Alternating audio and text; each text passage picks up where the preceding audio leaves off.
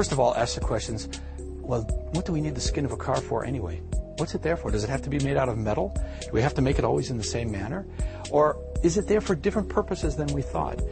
In reality, the aspects of crash and stiffness and ride handling can be handled in a space frame type vehicle entirely without the skin.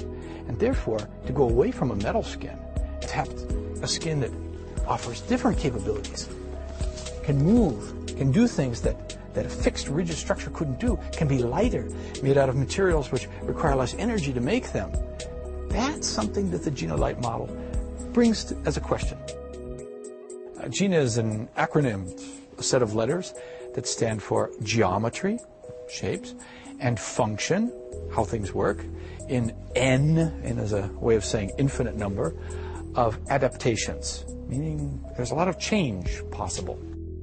This started a whole chain of ideas within the company here that GINA became not just a model that became a shape or just about cloth as a skin. It became about a thinking process, a philosophy that said, let's do things differently. Let's let materials talk in a different manner. And let's let tooling be a different issue instead of just the way to give us form.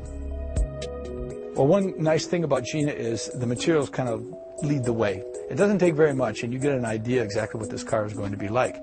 For instance, to get an idea what the sculptural form is between a fender and, let's say, a wheel arch, you really only need a line around the wheels and a line more or less where you want the fender to be, and you'll let the material do the talking in between.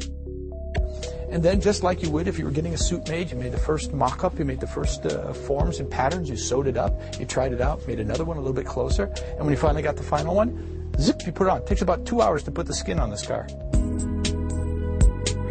Emotion is really the added value to this. I mean, one way is saying you get better function or you get better alternative ways of doing things, but really we want to achieve a higher emotional plane out of this. And then finally, and I think this is to me one of the most importantly, and that is the level of humanistic content that we can bring with GINA in. GINA should be about the human in the loop, the human way of doing things.